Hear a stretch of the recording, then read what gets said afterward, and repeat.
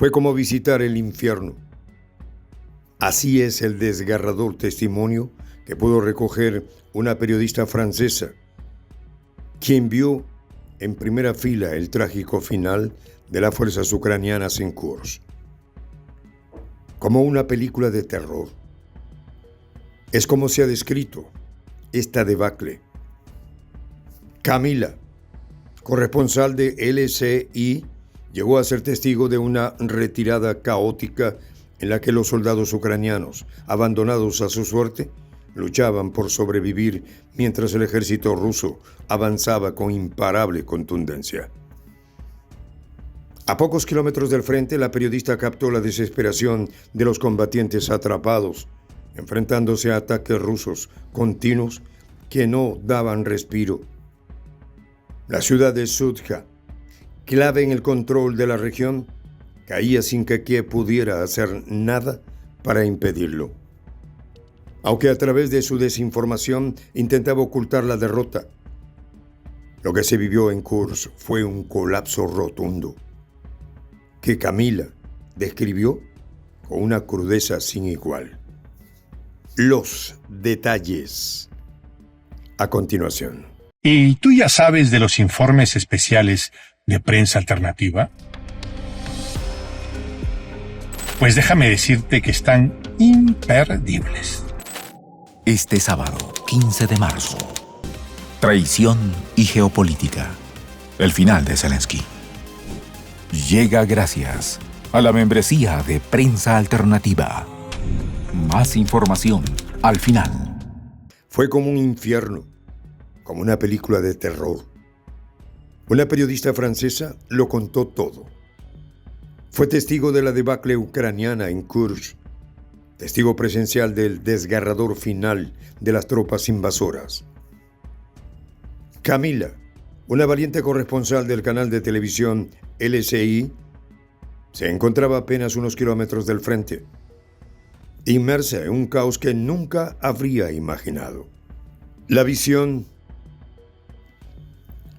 que compartió con el mundo sobre la situación en la región de Kursk, al sur de Rusia, desvela un panorama de desesperación, traición y colapso total para las fuerzas ucranianas. El relato de Camila es inquietante, una narrativa cruda y desgarradora de lo que ella describió como un escenario de horror.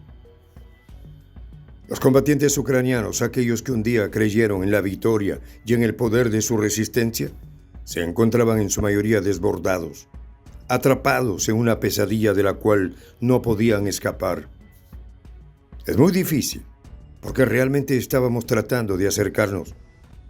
Los ucranianos tienen la intención, según nos dicen a nivel de los servicios especiales, de no permitir a los periodistas acceso a lo que está sucediendo, comentó Camila en su relato. La primera razón es que los ucranianos están en proceso de retirada. Por eso, no quieren que los veamos ni los filmemos. La segunda razón es que allí es muy peligroso. Los soldados con los que hablamos nos contaron sobre la ofensiva que había ocurrido apenas una hora antes y que estaban bajo fuego constante, remarcó. La zona estaba siendo exactamente atacada por las fuerzas rusas, con una presión que parecía insoportable para los soldados ucranianos. La periodista no solo era testigo de la magnitud del conflicto, sino también de las difíciles condiciones en las que los combatientes se veían obligados a luchar. Es como si estuviéramos en el infierno, como una película de terror, decía uno de los soldados entrevistados, confirmando lo que Camila ya intuía. La región de Kursk había sido tomada por un ejército ruso imparable, una máquina de guerra cuyo poder de fuego no conocía límites. Los soldados ucranianos debilitados, sin apoyo y sin un liderazgo claro, veía cómo sus líneas se desmoronaban ante la incesante ofensiva rusa. La situación se volvía más difícil conforme los días avanzaban. El gobierno ucraniano, bajo el liderazgo de Volodymyr Zelensky, había mostrado una férrea resistencia en los primeros momentos del conflicto.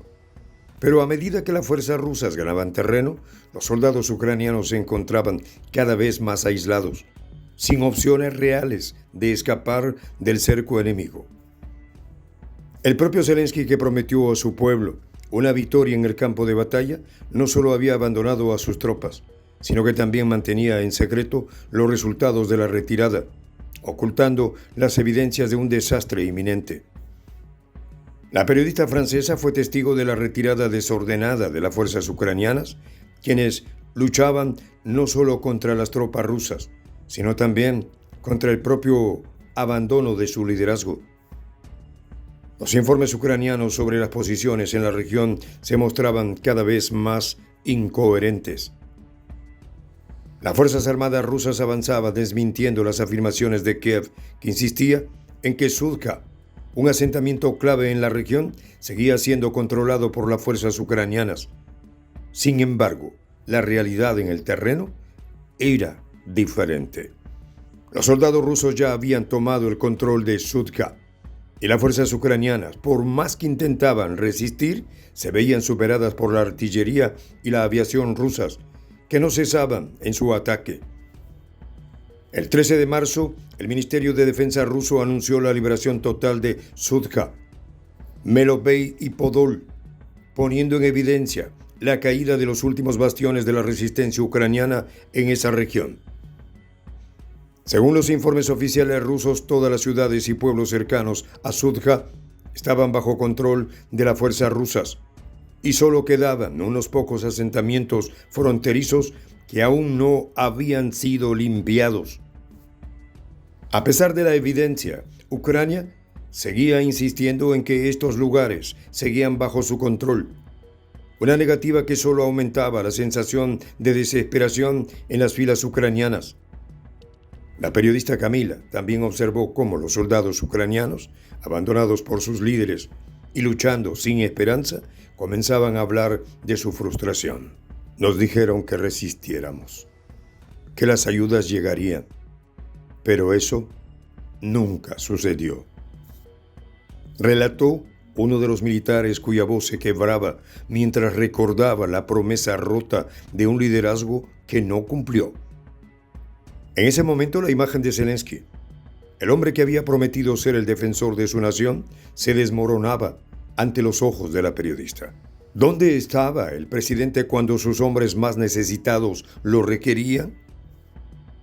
Mientras el ejército ruso avanzaba con determinación y precisión, los ucranianos se encontraban atrapados en un juego de supervivencia en el que no había forma de ganar. El poderío del ejército ruso, con su maquinaria bélica imponente, fue una constante en los informes que llegaban del frente. La artillería rusa no solo tenía la capacidad de destruir posiciones ucranianas a gran escala, sino que también sabía cómo desgastar y desmoralizar a sus enemigos. La Fuerza Aérea rusa, por su parte, continuaba atacando sin cesar, utilizando misiles y bombas de precisión que impactaban sobre las posiciones ucranianas con una efectividad aterradora. Los soldados ucranianos, ya exhaustos, sin suministros adecuados y atrapados en una tierra que ya no podía llamar propia, luchaban no solo contra el ejército enemigo, sino contra la falta de apoyo y la traición de un gobierno que parecía más enfocado en mantener la fachada de victoria que en la realidad del campo de batalla. La periodista francesa no solo fue testigo de la caída de las posiciones ucranianas, sino que también captó la resignación y el cansancio en los rostros de los soldados que aún quedaban. Nadie sabe qué hacer ahora. Nadie sabe qué ha pasado con nuestros comandantes, relató otro soldado, evidenciando la desconexión entre las tropas y su liderazgo. Mientras tanto, las fuerzas rusas seguían avanzando, sin ser detenidas por las débiles resistencias que aún intentaban hacer frente al poderío militar del Kremlin. En este contexto, el relato de Camila pone de manifiesto no solo el desastre militar de Ucrania en la región de Kursk, sino también la realidad de un conflicto en el que las promesas de resistencia y victoria han sido reemplazadas por la amarga realidad de una guerra perdida. El infierno del que hablaron a la periodista no era solo el de los soldados ucranianos, sino también el de un país que, a pesar de la propaganda, se encontraba al borde de la derrota, y mientras esto ocurría, el poderío del ejército ruso seguía siendo una fuerza imparable que parecía garantizar el triunfo de la causa de Moscú. El fracaso de las tropas ucranianas en Kursk, en un escenario tan dramático y desgarrador, refleja no solo la fragilidad de las Fuerzas Armadas de Ucrania, sino también la clara superioridad militar que ostentan las fuerzas rusas en este conflicto. Este sábado, 15 de marzo, Estados Unidos se cansó de financiar la guerra contra Rusia y ahora busca ponerle fin. Acompáñanos a descubrir la estrategia que utilizará el Imperio del Norte para poder acabar con el régimen de Zelensky. Traición y geopolítica. El final de Zelensky. Llega gracias a la membresía de Prensa Alternativa. Para ayudarnos a continuar haciendo estos videos, puedes presionar el botón suscríbete y hacerte fundador de la Patria Grande. Soy el Juan José del Castillo, director del canal Prensa Alternativa. Si quieres ser parte de la comunidad de la Patria Grande, suscríbete a nuestro canal. Si es que quieres que te lleguen las notificaciones cada vez que subimos un video, activa la campanita. Si quieres apoyar a nuestro canal económicamente, puedes hacerlo a través de PayPal. El enlace está en la descripción del video.